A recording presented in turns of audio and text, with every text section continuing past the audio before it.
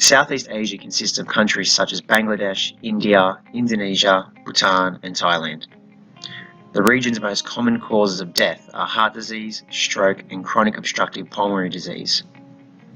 The reason we need funding is to treat and prevent these ill health issues from expanding over the region. People in low and middle income countries who suffer from these health issues have low accessibility to effective and credible health services for their needs, and as a result, many people die prematurely. There is high prevalence of heart disease in the Southeast Asia region that is an epidemic health issue. According to World Health Organization 2015, more than 3/4 of cardiovascular diseases take place in both low and middle income countries. Countries like India, Indonesia, and Bhutan are well within the borders of low-income countries that suffer high rates of strokes, heart disease, and COPD. Cardiovascular diseases are the #1 causes of death globally. More people die annually from this form of disease compared to other diseases. WHO 2012 also states, in Indonesia, stroke is ranked the #1 health issue, causing 328.5 thousands of deaths per year. Coronary heart disease is ranked second, causing 138.4 thousand deaths per year. Most heart diseases or conditions can be prevented by addressing behavioral risk factors, such as smoking, unhealthy diet and obesity, physical inactivity, housing stress, sociocultural factors, educational programs, sanitation, and excessive consumption of alcohol. Low-middle income countries do not have the benefits of an integrated primary healthcare system that offers early detection initiatives, assessment and treatment interventions of health issues, and equal accessibility and affordability to health services, clinics, and resources. The project plan will implement a cost-effective mixed approach to treatment and prevention strategies and interventions. The project plan is based on an individual level which incorporates the prevention of heart diseases, strokes, and COPD. The plan is to utilize funding to improve and enhance treatment and prevention for people suffering from heart diseases, stroke, and COPD. Funding will be utilized to enhance current knowledge of methods in prevention, improves how cardiovascular diseases are treated, assess prevention programs, and seeks to restore quality of life. It is pivotal that funding is given to the provisions of goods and services throughout the Southeast Asia region, implementing maintenance and controlled mechanisms such as oversight bodies, surveillance and assessment, and quality control of diseases. Evidently, research suggests that many healthcare systems in low-middle income countries are under-resourced and ill-equipped. This plan will ensure that resources are distributed equally in Indonesia, India, and Bhutan. Additionally, this action will instigate the need for the countries to reform their current clinical practice guidelines and policies to ensure an efficient and professional quality of care is provided to all patients being assessed, treated, and rehabilitated. Another strategy this plan employs is the use of general practitioners or physicians-focused point-of-care interventions that improves the community's understanding and recommendations of reducing risk factors that also influence health issues. For example, in a study between physician and patient, it focuses on educating the patient, training healthcare staff, and implementing prevention or treatment guidelines. Majority of participants understood their contribution towards themselves being more likely to develop these types of diseases. There were several limitations to this intervention regarding limited staff, limited time between patient and physician or doctor, under-resourced facilities, limited health clinics, and limited doctors. However, this intervention educated the participants on the risk, prevention, and behaviors. This intervention had a positive impact on participants and could increase the likelihood of patients' awareness in changing their modifiable stroke, heart disease, and COPD risk.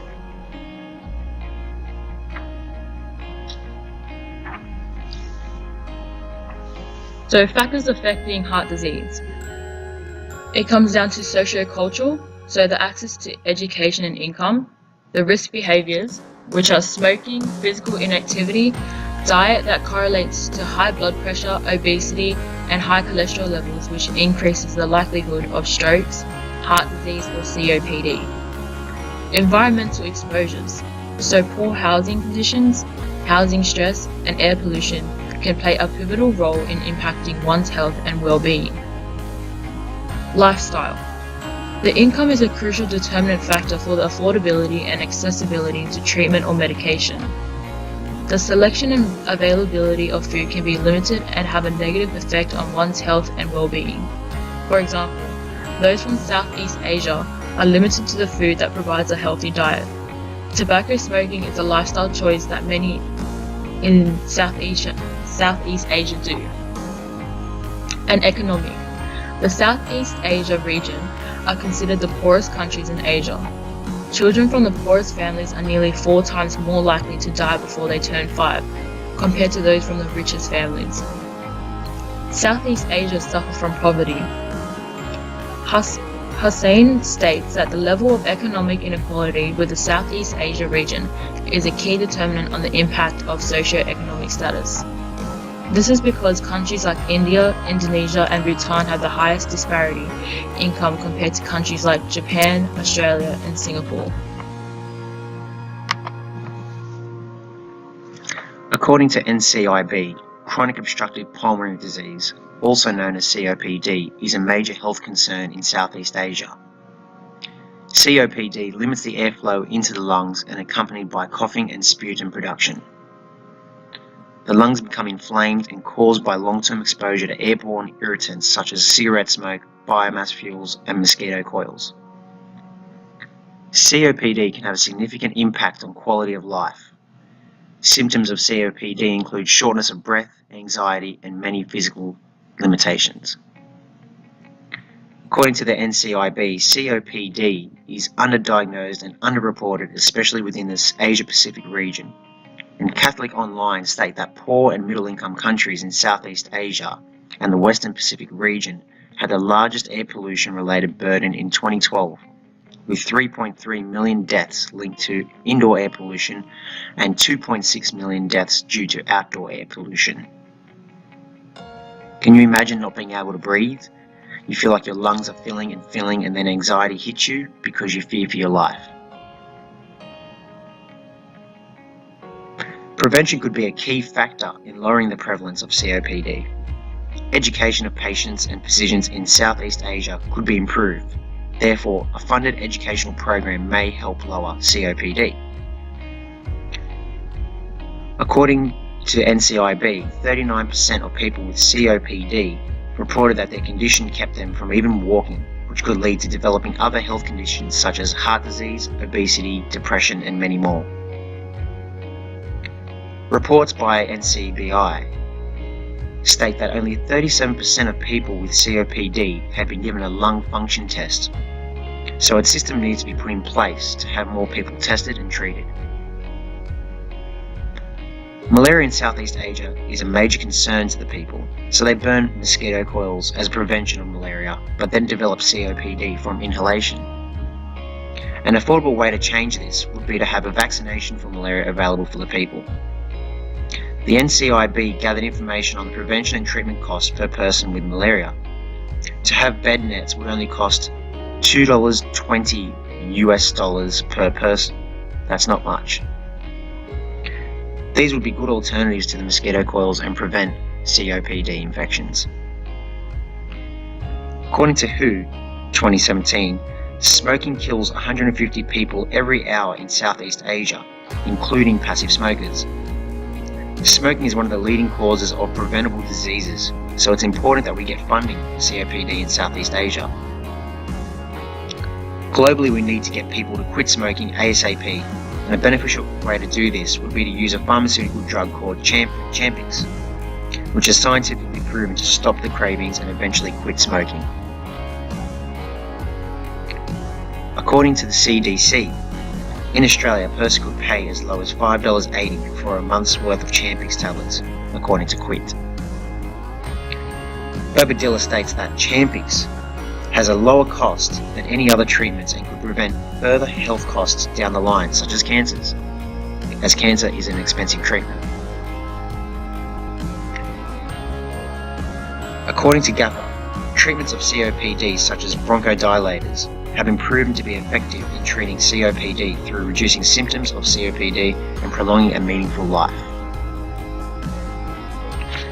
We may also look at education programs to be implemented to help the people of Southeast Asia understand that these lifestyle habits are impacting their health and ways in which they can prevent it. Educating the people on the harms of smoking, skid oils, biomass fuels may be cheap and effective prevention of COPD. Stroke, or cerebrovascular disease, is one of the most prominent health issues affecting countries around the globe. According to the World Health Organization 2017, stroke is defined by an interruption of blood supply to the brain caused by blood vessel bursting or a blockage caused by a clot. This in turn causes a cut-off of oxygen and nutrients, which causes significant damage to the brain tissue. Symptoms of a stroke can include weakness or numbness of one side of the body, such as your face, leg or arm, loss of vision, difficulty speaking and swallowing, dizziness, and an abrupt or severe headache. Stroke is the leading cause of death in all of Asia and considered to be highly prevalent in many South Asian countries such as Indonesia, the Philippines, Singapore, Malaysia and Thailand, which showed that stroke is among the top 4 leading causes of death. Influencing this increasing trend of the prevalence of stroke are modifiable risk factors such as hypertension, high cholesterol, poor diet, lack of exercise, smoking and excessive alcohol consumption. Stroke is undeniably a highly preventable, non-communicable disease. Funding for the prevention of this disease is vital for the health of millions who live in Southeast Asia. Many of the factors that increase the likelihood of stroke are preventable risk factors. Hypertension is a leading cause of stroke. Castillo 2016 showed that around a third of the adult population in Southeast Asia have elevated blood pressure, with nearly 1.5 million people dying from hypertension each year. In many countries in the Southeast Asian region, less than 50% of the individuals are aware of hypertension and its dangerous effects. Only half of those individuals who are aware of their hypertension are getting or currently on treatment for the disease, which is very alarming. Decreasing the incidence of hypertension in Southeast Asia could be changed by implementing free blood pressure checks in all pharmacies and doctor clinics, which would get individuals to come in and check if they have high blood pressure. Blood pressure monitors are cheap, easy to use, and could help thousands of lives who are at risk of hypertension. Apostolopoulos, Guo and Lip 2012 have showed that atrial fibrillation is highly prevalent in the Far East and Southeast Asian countries, with 15.4% of stroke-related deaths caused by atrial fibrillation. Heart Foundation 2017 describes atrial fibrillation as an irregular and often rapid heart rate that causes poor blood flow around the body, which is commonly caused by long-term high blood pressure. The introduction of cheaper oral anticoagulant drugs could be implemented, such as warfarin, which is treated for prevention of clots in veins, arteries, lungs, and heart. These drugs are sold for as little as $4 in the US, so if the price was similar or cheaper in the Southeast Asian countries, then many families could be able to afford it and help prevent diseases such as hypertension from occurring, and ultimately strokes. The Southeast Asian Region Tobacco Control Alliance 2014 showed that 121 million people from the Southeast Asian region are smokers, which is 10% of the world's smokers. 50.68% of this amount come from Indonesia, which is very alarming. Not enough is being done to reduce this number, with inadequate health education into the dangers of tobacco smoking. The implementation of similar tobacco control policies like some of the Western countries have, such as placing taxes on cigarettes, will hopefully deter people from smoking, as it could be too expensive to buy and continue their habit. In countries like Singapore and Indonesia, youth smoking rates have doubled since 2004. More health education is needed in countries such as Indonesia, so the implementation of compulsory health education with lessons based on the dangers of tobacco smoking from primary to secondary education will decrease the incidence of smoking for under 18-year-olds. Controlling or preventing these behavioral and psychological risk factors attenuates but fails to eliminate socioeconomic gradients in health. In conclusion, socioeconomic inequality measured by education, income, and accessibility to health services has a negative impact on the health and well-being in the Southeast Asia region. Evidently, research has indicated that there is a high disparity in countries like India, Indonesia, and Bhutan. The project plan highlights the need for addressing and improving the socio-cultural, economic, environmental, and lifestyle factors that influence the risk of these health issues. Implementation of this plan and strategies aimed at deterrence and prevention can reduce the growing burden of non-communicable diseases in Southeast Asia region. Prevention is much more cost-effective than treatment, so help us prevent these conditions.